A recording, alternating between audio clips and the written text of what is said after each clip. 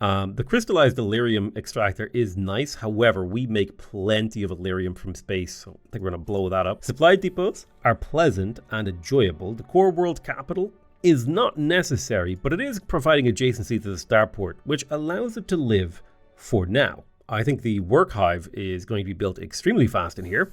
And then we're going to train all of these guys as workers to make sure that they do their job. All right, where am I going to build the mother hive? Yeah, probably where this planetary mainframe is. So I'll pop the mother hive right there. The hatchery, it's a manufacturing improvement. I think it'll fit neatly in right there. I'll plonk the governor manor right here to improve the loyalty of this leader. Loyalty is important. We don't care about crime because we're collectivists. Our population doesn't commit crime anymore. Let's see, medical center, colonial clinic.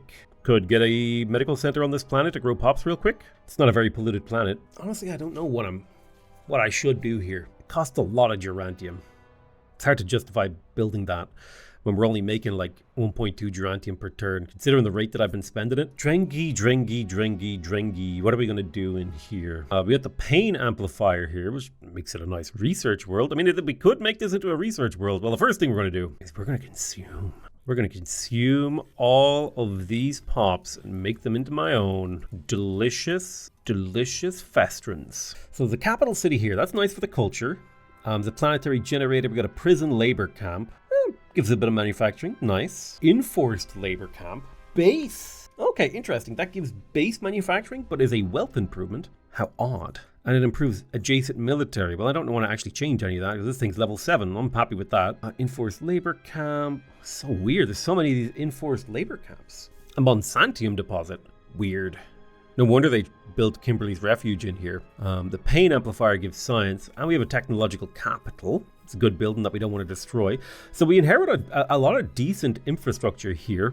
I do think some of these buildings are worth deleting. Like the surveillance center is worth deleting to instead put the work hive here. And now the work hive isn't benefiting from these enforced labor camps. So I'll destroy that to place the hatchery there. And then this enforced labor camp isn't really that good. So I'll just put the mother hive here anyway. We'll get those 3 buildings on a roll. And we should see pretty good returns from that. Wait, a work hive? I can build another work hive? Oh, no, sorry. I was looking at the wrong part of the screen there. Got a little confused. We're all good now. So let me go ahead and destroy this improvement. I'll destroy this improvement.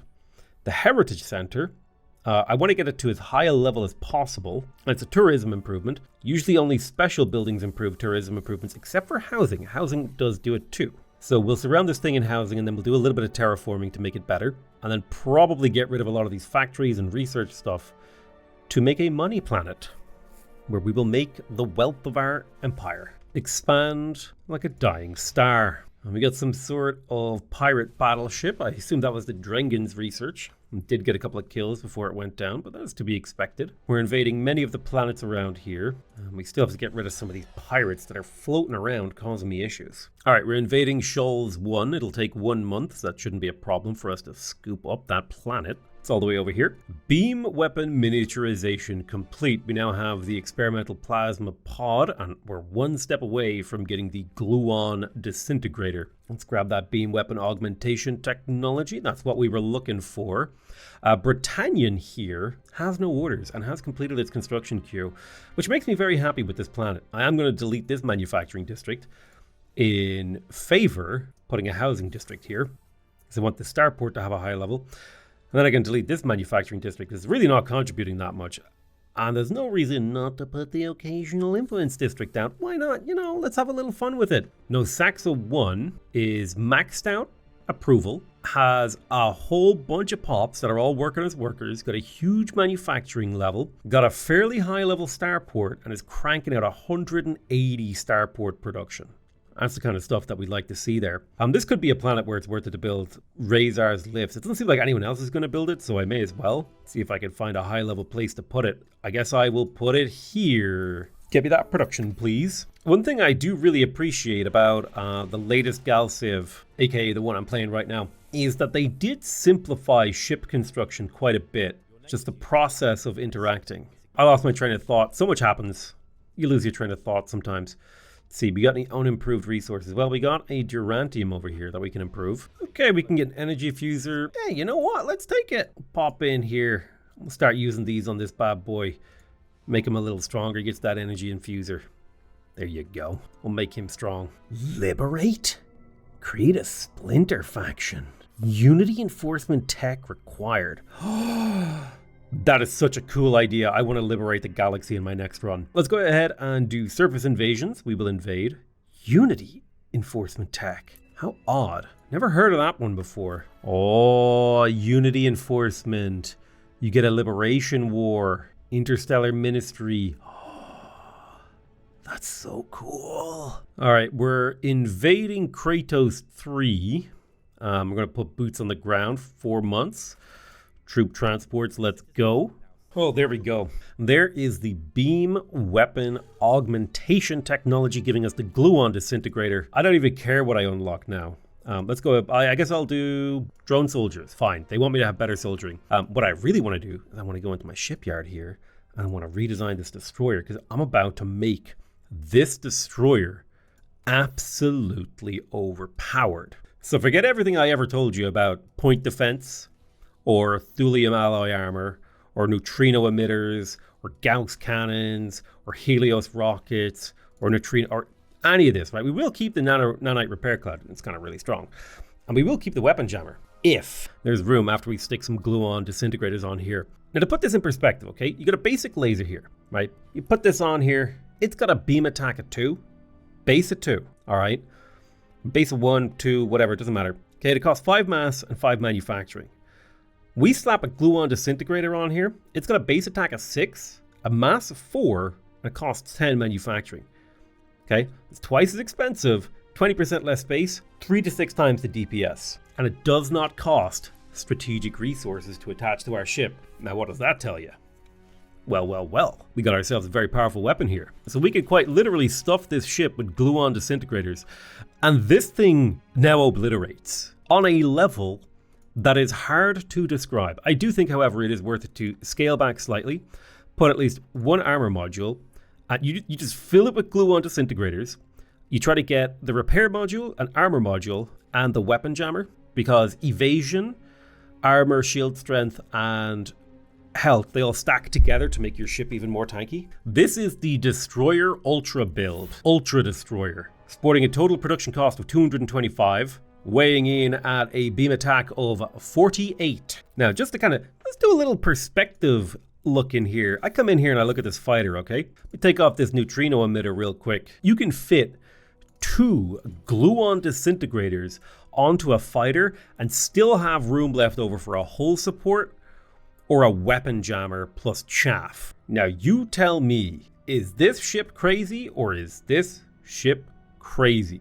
For 65 construction, I can have a 16 beam attack boat that takes up 1 logistics with a 15 chance to evade, enough armor and shield to shrug off 1 alpha strike, and it has chaff, so you have to do more than 20 missile damage to alpha strike him. Welcome to the future of fighter technology. This is the Fighter Ultimate. We'll save that bad boy right there. Basic fighter, combat rating of 6, beam attack of 9.8. Fighter Ultimate, combat rating of 7, beam attack of 16.8. I'm going to go ahead and obsolete these old designs. Yeah, but basically from now on, the only thing we're going to be building are these Destroyer Ultras. Although, holy shit, my capital produces over 1,000 production per month.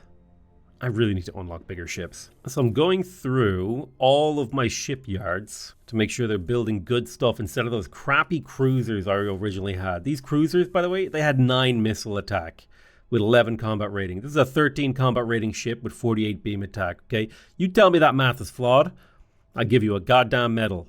Yeah, something I don't love about the game, now this is just like me personally talking here, is I don't like the idea of planets requiring so much growth that it's like more efficient to grow pops on a different planet and then send them to another planet.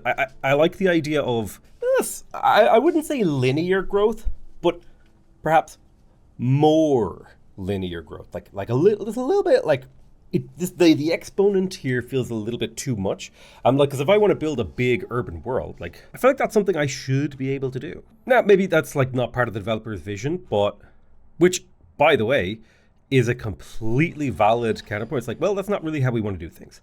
And it's like, okay, yeah, totally. Like if that's not how you want to do it, no problem. I just don't love it.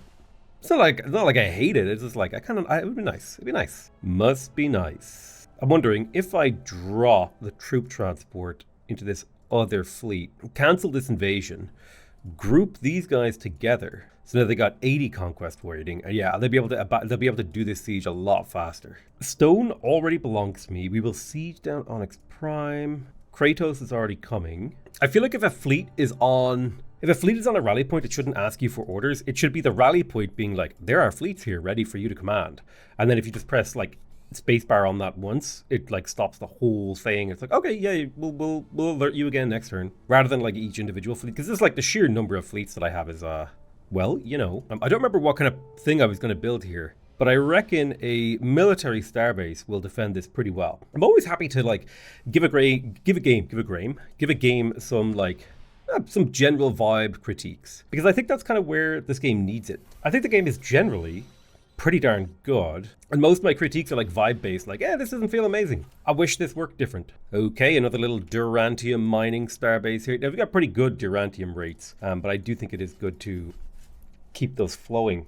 We have so much money in stock. I could use some leaders. Let's have a look. Okay, I've got none to recruit, and the executive order to recruit leaders is on cooldown. Let me tell you though, we are deep into the late game. Ooh, a planet. Oh, I'm not at war with the navigators yet. I think I'll clean up my other wars before I start any new ones. This war has drained us. No, our people want revenge on you, so we will not be accepting peace. Lovaas 1 was down here in this sector. All right. It's got decent population potential. It's growing pops at a reasonable rate. We're making food. We have a little bit of income. We have a little bit of manufacturing. I think it would be cool if you could integrate another species into your faction. Like, for example, let's say if there was like a species management screen or something, and I find like a Sline. Wouldn't it be cool if I could like be like, okay, we're gonna integrate the Sline, give them like citizenship, and then like maybe give them a designated world. Like, these are Sline worlds, humans won't settle them. It could be kind of cool, just for population management. Because I think it would be cool if I could have some non-Festron, like if I could have YOR. If I could make the YOR people. It's like, you know what, these YOR are really good at this thing. And so we're gonna bring some under our wing. So what do I need to do with Lovaas? Well, I don't necessarily need more science. My people's stats are really good. I could make this an influence world. I don't think I really want to do that. Still got plenty of food. I don't really need more science, so what's the point in not making this an influence, a production world, you know? Well, I guess something I can do is I should probably level up the governor's manor. So I'll put like financial district. That'll get us just that little bit of income. And then I guess we'll just carpet this place in manufacturing districts. Over here, I will put a trio of entertainment districts just to keep people happy on this world. And then we'll continue to manufacture reality to suit our needs. What's the harm of putting a little bit of research on this planet? You know what I'm saying? What is the harm? The harm is this planet is not very good at research. That's the harm. And it costs me maintenance. So I placed a whole bunch of manufacturing districts all throughout things. I placed a little bit of appeal, happiness, a little bit of money. Beyond that, we're going to go ahead and level up manufacturing as well as, well, we don't need the housing. Though we'll just level up manufacturing over time. I may even prioritize this upgrade so it happens sooner. Besides that, that planet will just continue to do things for a very long time without the need of me to intervene, which makes me very, very happy. I need to make an unhinged ship. Oh god, all my combat classes reset. Ooh. The game may have had an update while I was busy. So we already have our ultimate fighter. We already have our destroyer ultimate. I'll stick 2 deep space scanners on this guy to give him an extra bunch of sensor range. And then what else will we stick on him? Well, we don't need defenses really because this is a probe. Could give it an interstellar drive. Sure. And we will call this the probe penultimate. I'm going to make 5 of those and then put them on auto explore just because we don't see enough of the galaxy yet. I need more info, basically. The question is, do I want to conquer pasture? Although, pasture, here's the thing. Pasture would actually allow me to potentially open up a lot of trade from a variety of different planets. So how many trade routes do I have? I have available to me 3 trade licenses. So I'm going to go ahead and get a prey hall in the capital. I'll put that to the front. A prey hall in Liam Moor. And the idea here is I want the trade routes to be nice and far. Argent Kvaskanov will also build me a prey hall. And we will start trading with this neutral world. Finally, a use for my trade trade licenses. So this will be the Ultra Frigate, 4 glow-on disintegrators, an armor module, or a self-repair module. Although the self-repair module probably isn't as useful for frigates.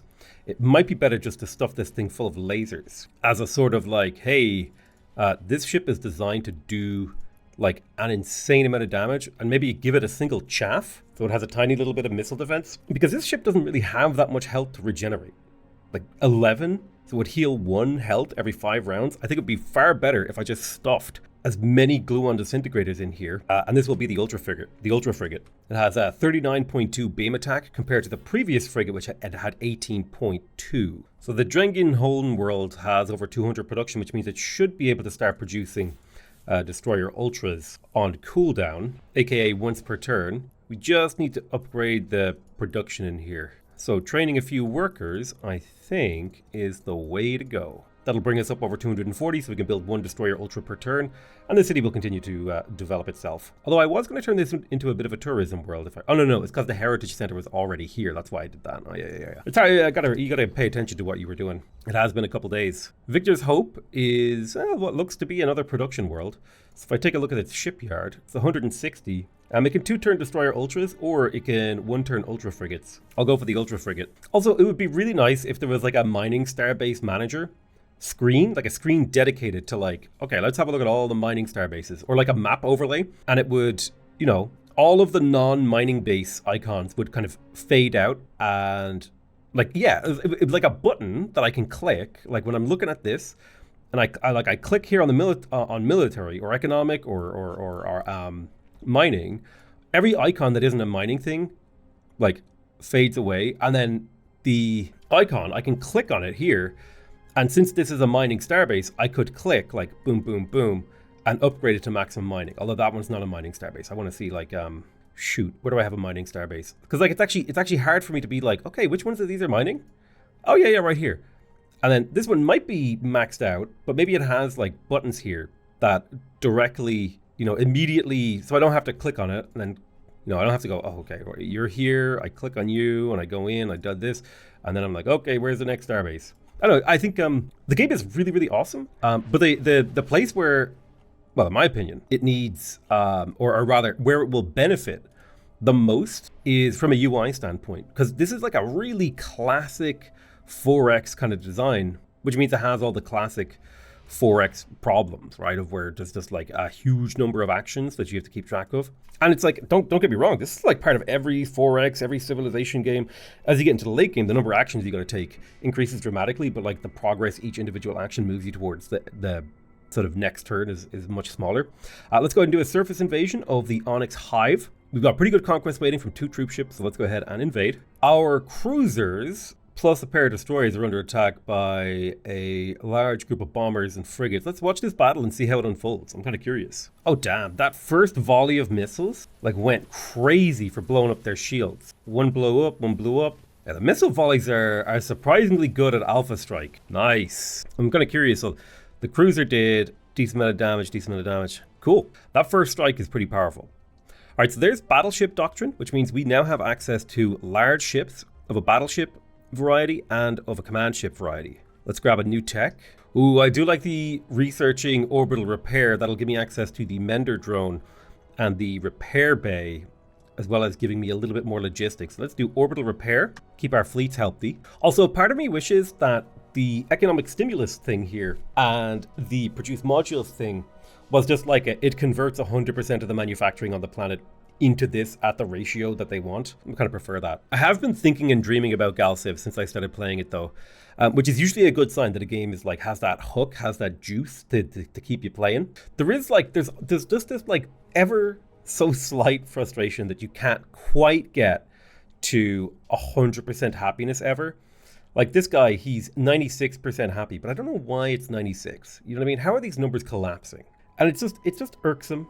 It's just a little irksome. Tell me about the numbers. Do I want to declare war on the Drath? Probably not yet. It is on the cards, just not yet. Ooh, collectivism, cultural awareness. Hell yeah, let's go for that survey anomalies mission. All right, first traders are complete and being sent out to pasture, which doesn't sound pleasant actually.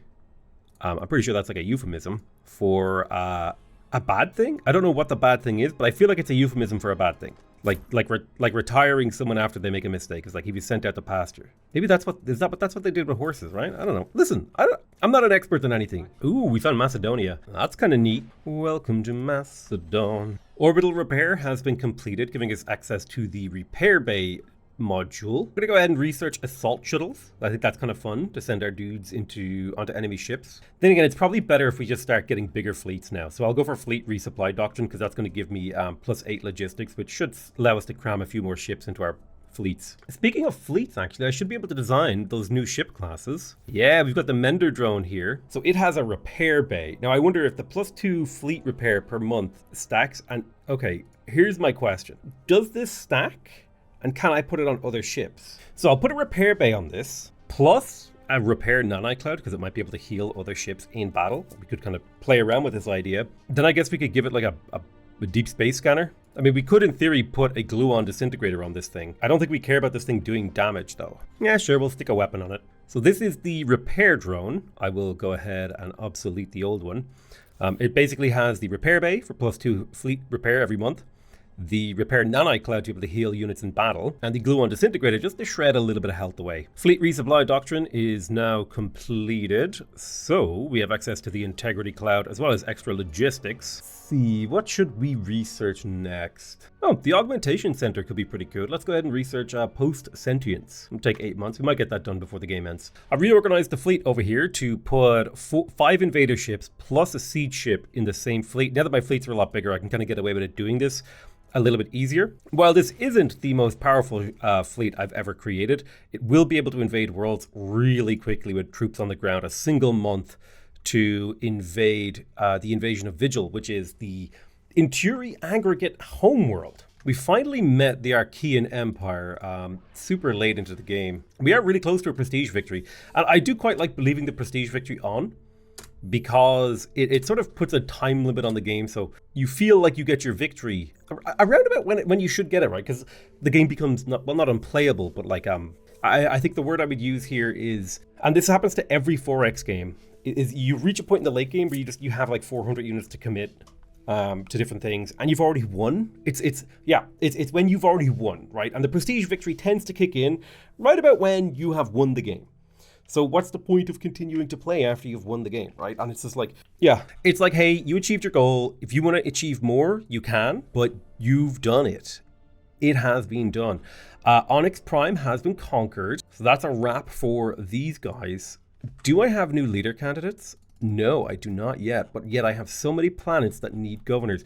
Perhaps I could scoop out some of these guys who were not so useful previously, but now may in fact actually be extremely useful. Nah, they're all too good to take, sadly. I think it is time to relocate my rally point closer to the front line. So I'll put that there in the center of the system, and I will do a fleet-wide command. All ships going to the fleet rally point should go to the new fleet rally point. And now when I click out here, you can see a big spider web of my fleets moving across the galaxy has activated. Shall board.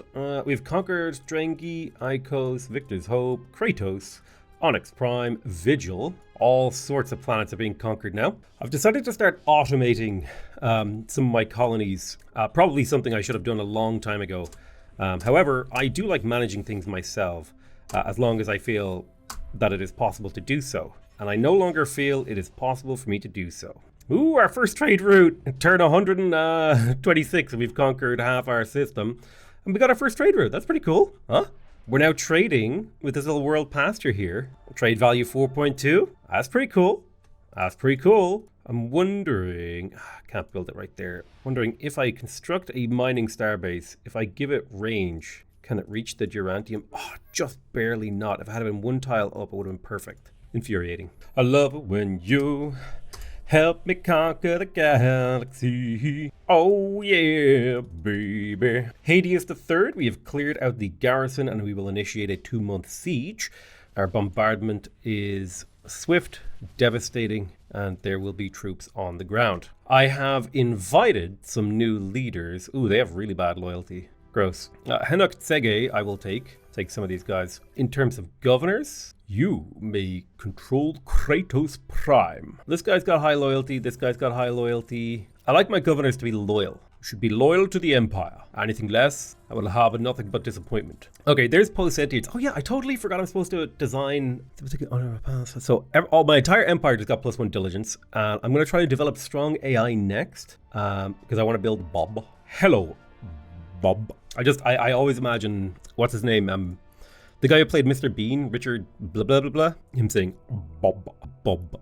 Okay, so command ships give 10% weapon cooldown to all allies in the fleet. However, it has -50% hit points, and the command will give all allies 10% accuracy at a cost of 25 hit points. So command ships are not very good as actual fighters, but they are a great assistance to the fleet. So to that end, our goal should be to try to keep this ship's health high with multipliers of some description. Things like armor.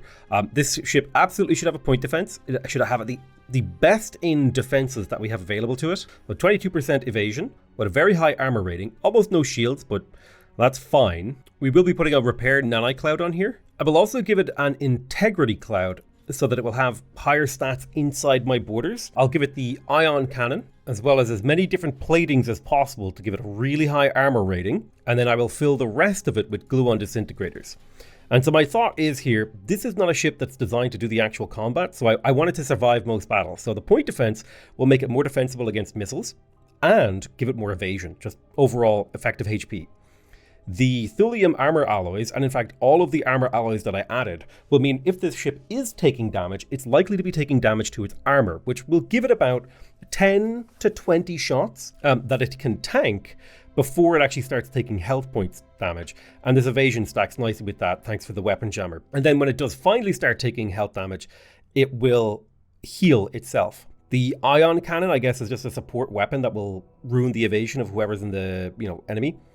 And then just stuff my most cost-effective weapons in there to give it some DPS. So this will be the command ship Gen 1 Mark 1. We're also going to go ahead and design a battleship that has a bonus of 10% armor and 25% precision. We will edit that doctrine, but the way I think of battleships is that they're effectively space fortresses. So I will stuff a huge amount of armor on there, a point defense module for evasion, because evasion stacks with all other types of defense incredibly well, a repair nani cloud to restore its hit points, and then literally all of the beam weapons ever. So while this ship might not necessarily do as much damage as my destroyers, the fact that it has this much armor on top of 22% evasion will make this practically unkillable by most smaller ships. Now let's go ahead and set the doctrine for our battleship. We're going to give it the fortress operational ability so that it has 100% hit points while being a lot slower, and it will target the largest combatants. But I'll actually just put it on attack the closest enemies. My command ship will keep the command role and stick to return fire only. So let's pop into the Caradea fleet. We will build one command ship for every 5 battleships we build. My maximum fleet capacity is what again? It's 60. 60 divided by 12 is 5 ships, so a ratio of 4 to 1. One command ship for every 4 battleships, I think, is how we want to do it. They take up a mass, a logistics of 12, yeah. So that is how we are going to do things. Now, welcome to Kratos 3, a newly conquered planet. It has a Hall of Tradition as well as a Heritage Center. It looks like the turn rolled over while I was in the middle of addressing that planet. So we just got strong AI. So that means we can get Bob. My military advisor thinks I should research fusion power plants, so I will, considering it's a super cheap technology from a lot earlier in the game. Onyx Prime. If we take a look at this planet, we have like crystallization chambers, facet conduits, which give population cap. Crystal core gives culture. We definitely want to keep the crystal core. The Hall of Tradition, oh, that's a lot of potential culture. We're getting 3 crystal here, which is great. But this planet does need a redesign. More importantly, we need to consume the pops of this world so that we can assimilate them into our civilization. Okay, step 1 complete. Slums. We could grow an incredibly large world here. I need to do the mental math. Would it be better to surround these with agricultural districts and get a 10% boost to population cap, or surround them with housing districts and get a 5% boost to population cap plus 1 base population? Somehow I think surrounding them with housing, it could be fun to build a big hive world here. You know what? Let's build hive world. So what I'm going to do is I'm going to rename Onyx Prime. I'm going to call it Hive World Onyx. I'm going to pop over to, I can't remember which planet it was. Was it Liam Moore? Yeah, where I built the harmonious antenna. I'm going to destroy this. I'll just put a manufacturing district back where that was, because what I'm going to do is I'm going to come over to Hive World Onyx, And instead, I'm going to build a harmonious antenna here to turn this into an influence hive world. So I'm thinking about this. If I'm going to build a hive world filled with population, there are certain things I want and certain things I don't. So I don't need a surveillance center. I will keep the capital city because it's actually really useful for income. The coordination beacon is nice for free control. The silicate extractor is actually not necessary, so I'm going to kill that. The Prometheus stone extractor is actually useful. The facet conduits do give me +3 population cap, so they're worth keeping. The crystallization chamber is production, and I only need enough production to get the colony up and running to make sure we're able to build something every turn. And I'll also be stuffing a large amount of cash into this world every turn. Crystal Core I will be keeping because it's a population improvement. The Hall of Tradition I will be keeping because it has culture.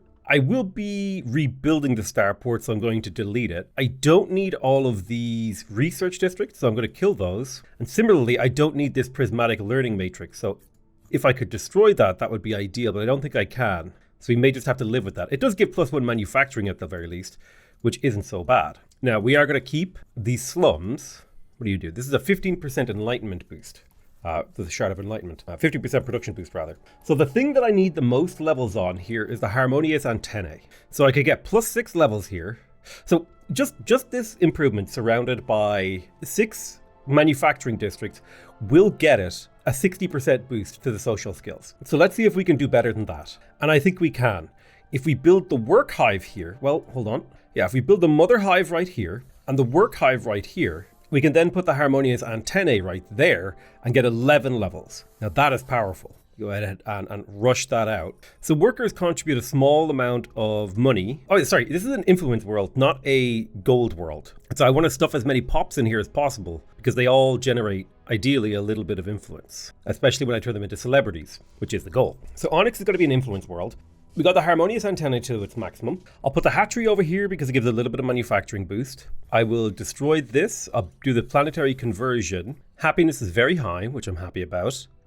We're going to surround these with housing districts to get their level up. Should I build farms? I think adjacency efficiency is important here. So I will put 2 agricultural districts here and here, purely because that'll give extra levels to this. We'll destroy these production improvements because we don't need them. And then I think we'll begin the process of building all the cultural districts we need. Ooh, I cannot forget to build a shipyard in here because I will need to build constructors. Now, I've gone through and I've placed everything that I need to right now, but we will be getting a lot more pops in here when the time comes. Hive World Onyx will be coming online soon, so I'm actually going to take pops from Nosaxa here and resettle them to Hive World Onyx. Quite a few pops have been moved over to Hive World Onyx. We've got room for another 7. Let's move some of the people from Dringia. And so now there should be enough population on the way to Hive World Onyx to basically completely fill this planet, at least for now. Vigil, on the other hand, is another planet that we have captured.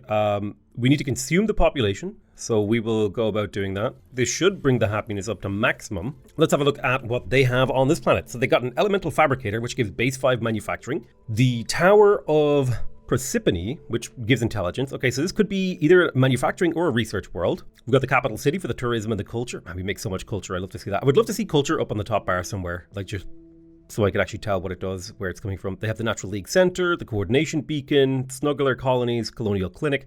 It's a pretty good general planet. Its base research is quite good. So I think what I'm going to do is I'm going to train every single population in here as a scientist. Delete all the money generating districts. So this one, this one, this one, and this one. Replace those with research districts. And then when it's finished this construction queue, we'll just one by one delete all of the things. It's a good research planet, so we'll focus on that. It'll take a long time, but not worried about that. I may train like the highest diligence. Oh, do you know what I need to do actually? I can't do this yet. And there's a very simple reason. First of all, I'm going to quick buy the shipyard. I'm going to tell it to build trophylaxics. And then I'm going to set the destination of this shipyard to Vigil because I forgot to build my hatchery, my work hive, and my mother hive. So work hive adjacent to the starport. Then we'll also put the hatchery there. We'll destroy this and put the mother hive adjacent so we get all those increased stats on our citizens. And then we'll fill the rest of the city with research districts. This seems a lot more reasonable to me. Forgot to actually build the special buildings. It happens. It happens. So Kratos 3 now has a shipyard. This is the planet that I had originally sort of looked at but then wasn't able to get to. It has the Hall of Tradition, which is worth a culture point. It has the Heritage Center, which is worth tourism.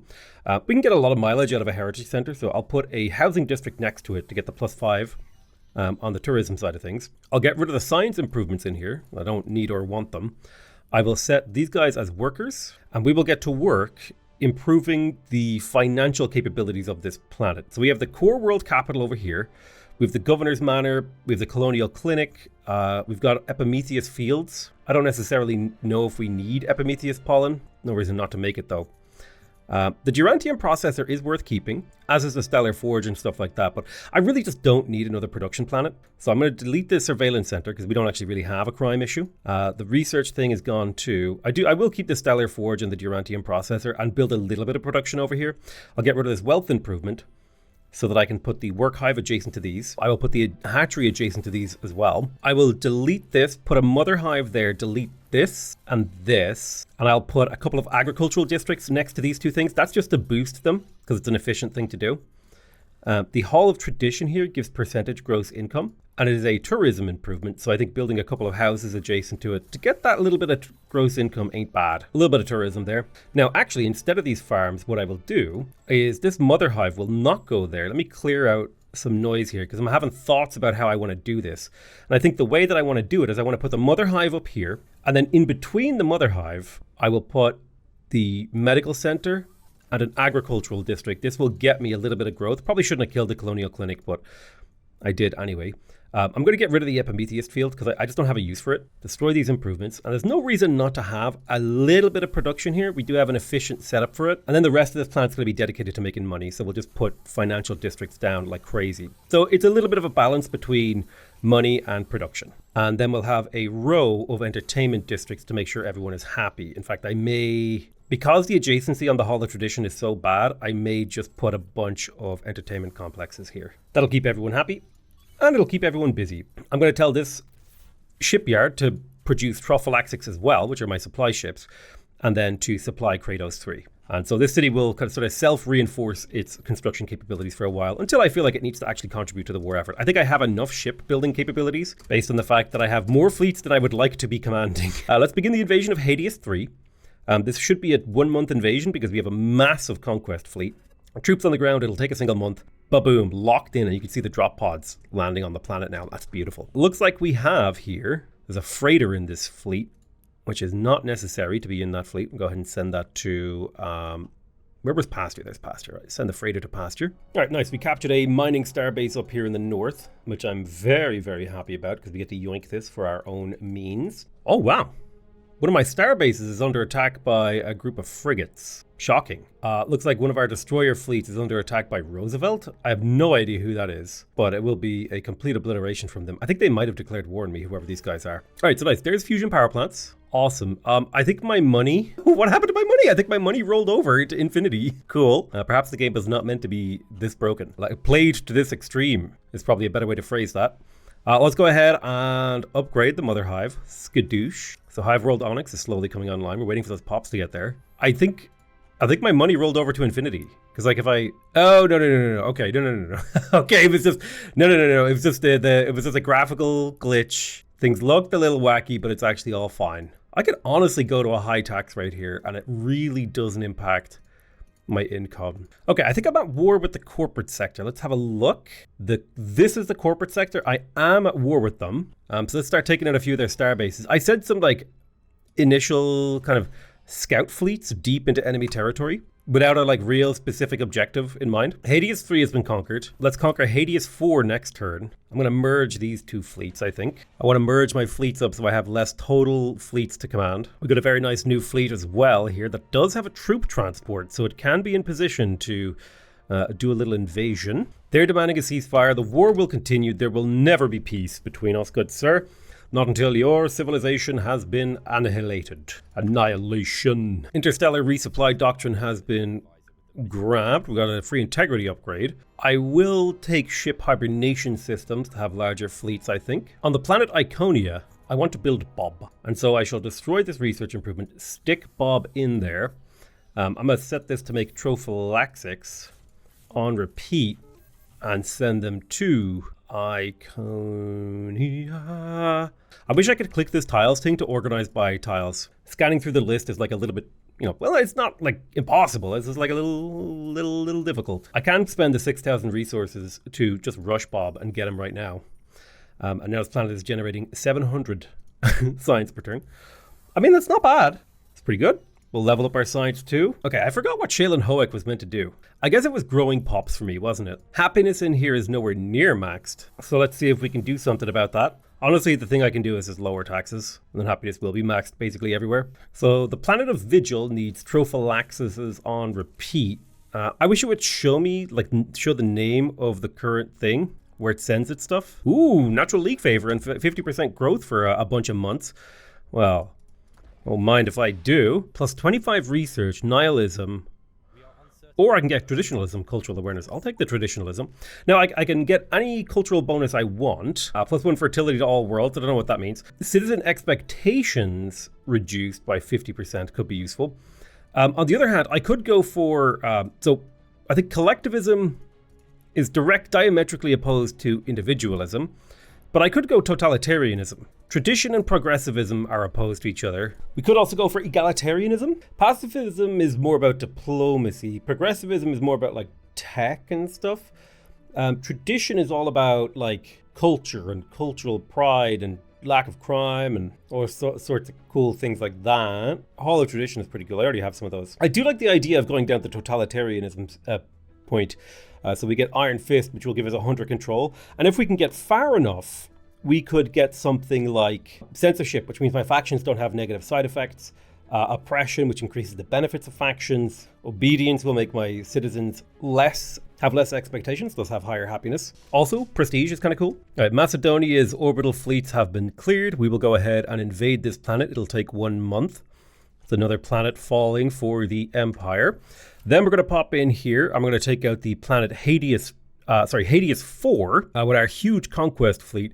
We will do a troop landing. We have 5 soldiers ready to orbitally land to do battle with our enemies. So we will begin that invasion and it will only take 1 month. Next, we pop over to a few more fleets that I have just sitting in a holding pattern for now. And I think next turn I will declare war on the navigators. We're up to 88% on our prestige victory. A pretty damn good distance we've gone. Most of it coming from military and faction. I don't know what faction power is, though. I would love if I hovered over these things like it told you how this was calculated. Okay, we're being attacked by a Selkis bomber fleet. They have some frigates in here.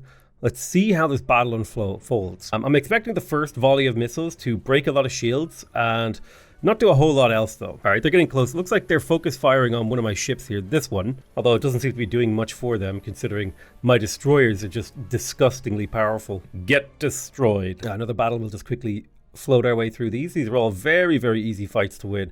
I think my tech, not only does the size of my fleet outmatch my enemies, so does the technology of my fleets. The Inturi aggregate have been destroyed. No longer will they watch us and steal our technology. Kratos is being invaded by the corporate sector.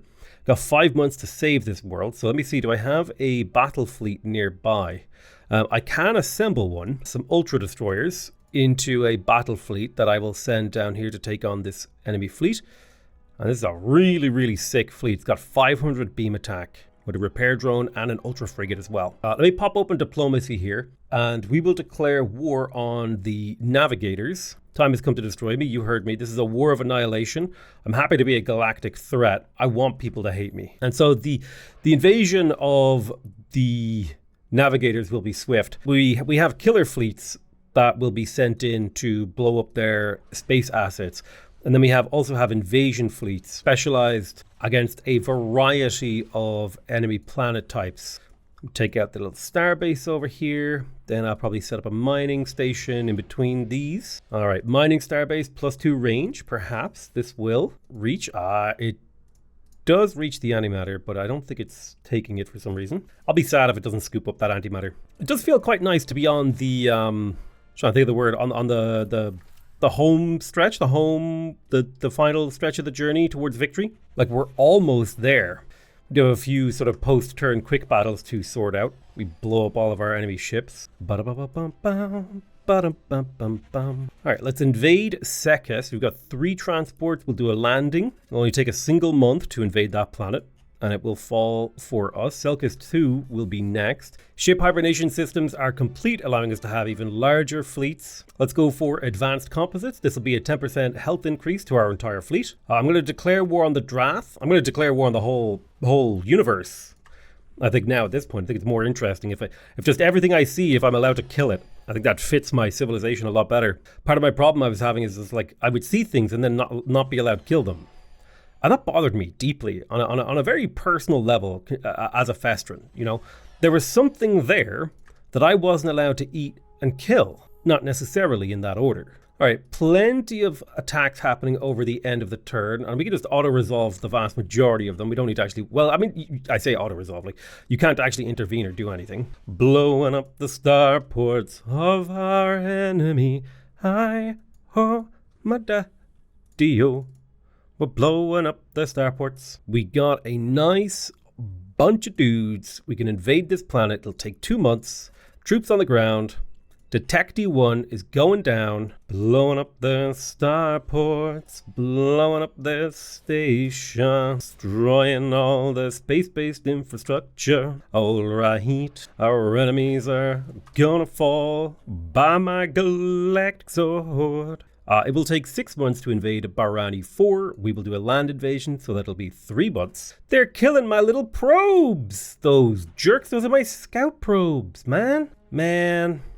Those are scouting probes. Those are like the cool guys.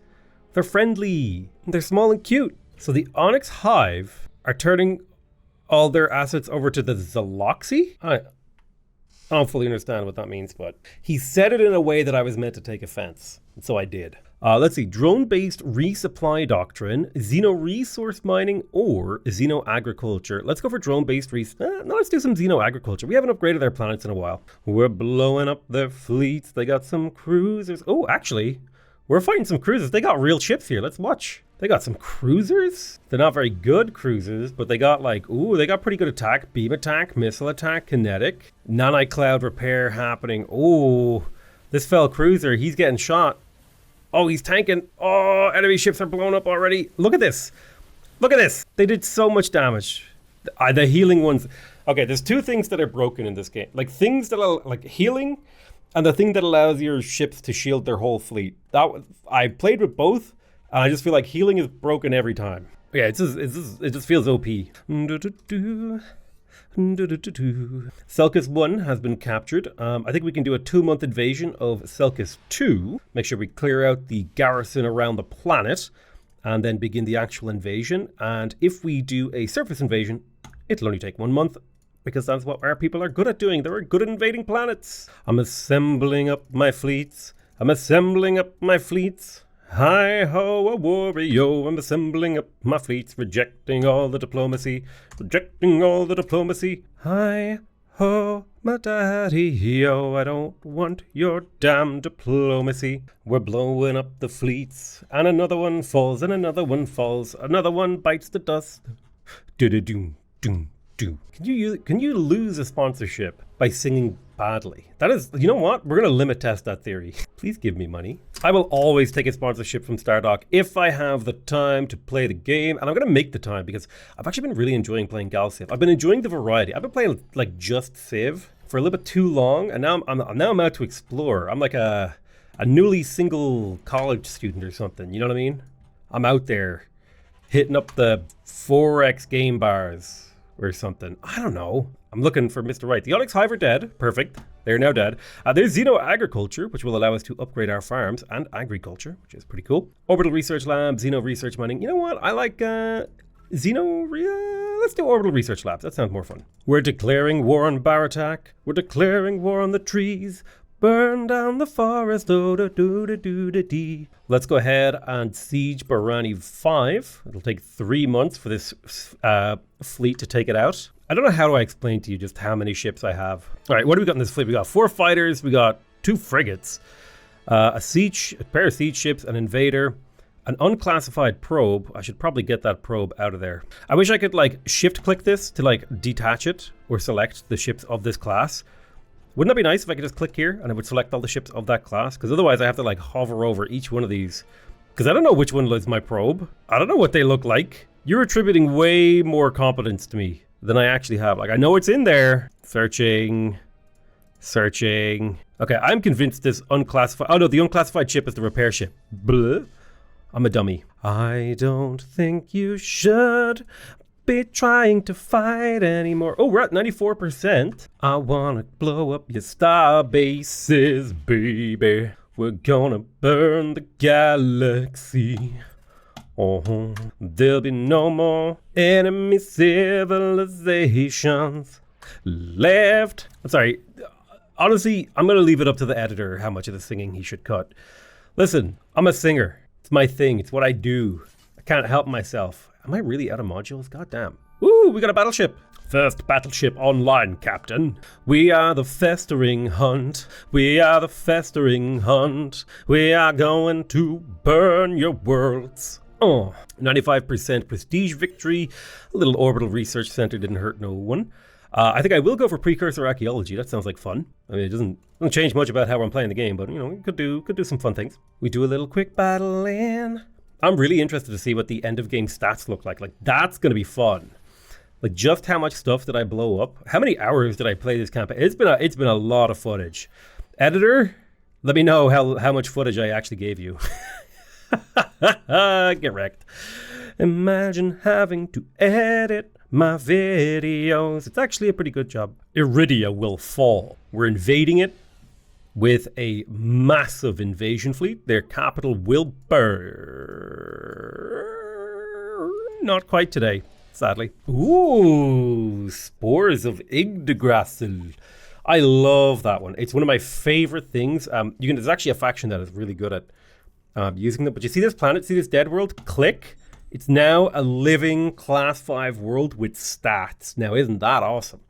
And a nearby planet will scoop up its resources.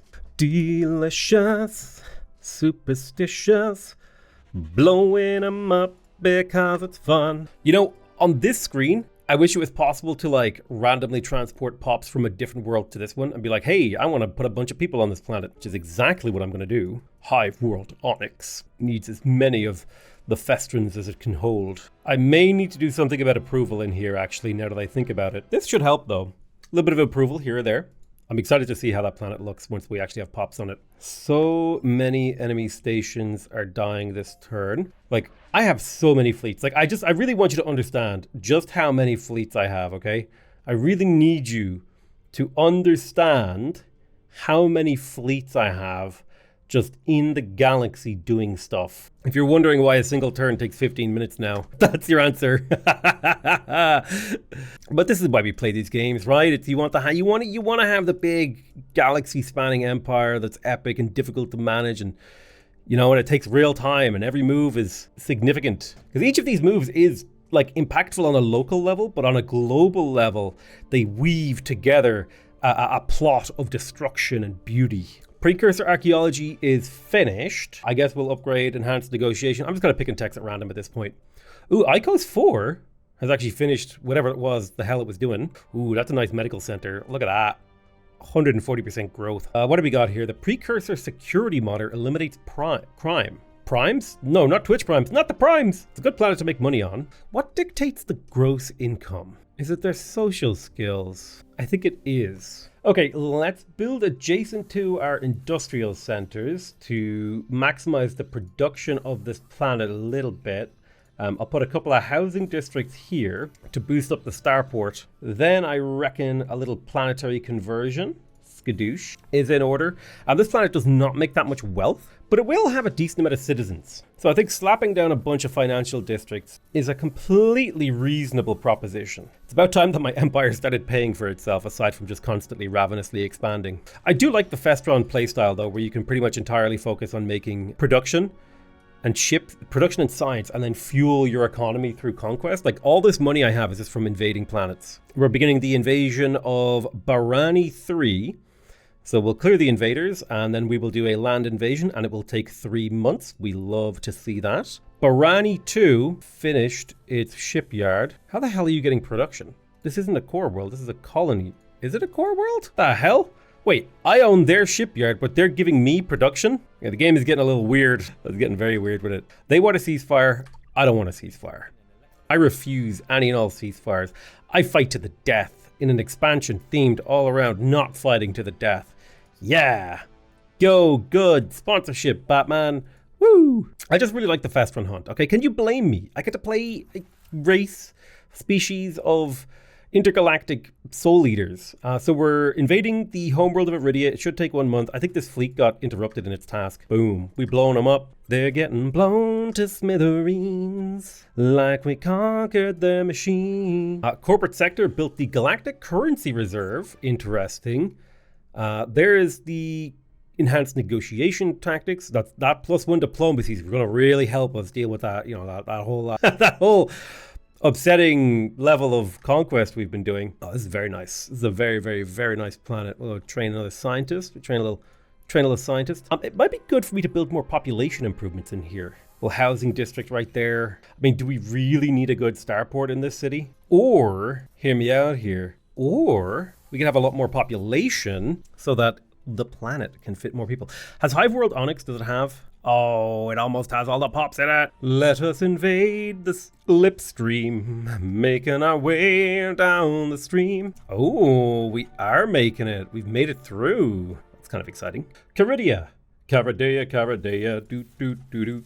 Build me more ships in some ratios, like you'll ratio me on that website formerly known as... All right, finally we're up against a fleet where we'll actually take some casualties. Let's watch this battle. Oh yeah, there we go. Oh, my Corvette. He can't heal enough. My other Corvette, he can't heal enough either. No, we're taking losses. My frigate, oh, its health is falling, but it keeps climbing back up as it heals. Can we kill the enemy ships fast enough so that our healing can heal per second their damage per second? And I think we can. Bombers just are not good enough. All right, health regen just completely busted. Busted and bussin'. That's what we'll say. We lost 2 Corvettes and that's literally it. Nothing else died. There's so many quick battles to fight our way through. Barani 2 is being invaded. That'll be a 2-month ground invasion. Let's land those troops. Our Festrons hunger for your soul. Festrons hunger for your delicious, delicious soul. Declare war on Archaea, a war of annihilation. I will never be a force for peace in this galaxy. Alright, let's do it. We've taken Iridia, we've taken Valus, we've taken Melmac. What do we got left to take? I think we're on the verge of victory here. We're on the cusp. Here we go. Perhaps a victory will be declared this turn. Sector ownership score. Aw. Ooh, we're going to take moderate casualties. Ah, what are these? Cruisers. Very nice, Archaea. Not quite a victory, but very nice. Bioplastics. Another war. Awesome. Let's see. Ooh, manufacturing capital. We could get a manufacturing capital. Gives a nice production boost. It does cost antimatter and durantium. Let's take it. We've got a fleet with an actual command ship. We'll send it down to fight our enemies. Then we'll start assembling another fleet with ultra destroyers. The invasion of Arnor is about to begin. It will take approximately 4 months. So, nice and quick. We're also invading Roosevelt, so that will take approximately 2 months. Otherwise, I gotta tell my fleets to just wait for my orders. Ideally inside my own borders. Manufacturing capitals is complete, and boom, there it is, baby! The victory, the W, the win, the amazing prestige that we have been hunting down. I would go as far as to say is like, the prestige victory is like perfectly timed because it was maybe a little bit slow, but like it activated at the point where I felt like I had already won the game. I very clearly had the most money. I had second. I had the most population. I didn't colonize that many planets, but I conquered a hell of a lot. I controlled a huge amount of parsecs. I won an insane number of battles, 385 battles. I lost 143. I destroyed 74 enemy ships. Oh, 565 ships built, 35 star bases built. The highest prestige, average approval rating was nice. In terms of overview, all right, summary. Who is our closest opponent? Let's have a look. The Archaeans, the Liberators. Huh. Weird. I don't know anything about that. But the Thalan contingency. I mean, they popped in and we just immediately obliterated them. Oh man, look at that faction power. Starts off, you know, I'm kind of coming along. I'm doing okay, and then it's just like, it's game over towards the end. Economic power, throughout the game, I was not really generating that much money, but then my economic power became insane towards the end. My military power, I think I was one of the most militarily powerful factions for the majority of the game. The Zaloxi were amazing, but I just never actually fought them. In terms of population, I definitely sort of lagged behind the curve until the mid-game when I was actually able to start conquering. And then my influences similarly kind of middle of the road, but then, you know, it just started going crazy. Now my manufacturing, that was always cutting edge for a very, very long time. My research did not become cutting edge until I took on the YOR. Approval was pretty normal. Yeah, my treasury bounced. You can kind of see as I conquer worlds, you jump it up, and then you can also see my prestige jump. I don't know what caused this huge prestige jump, but presumably something. But yeah, that's been our look at Galactic Civilizations 4. I hope you guys really enjoyed this sponsored video. I really, really enjoyed my time at Galciv 4. There may be more Galciv 4 videos coming in the future. I love you all very much, and I'll see you guys next time. Bye-bye!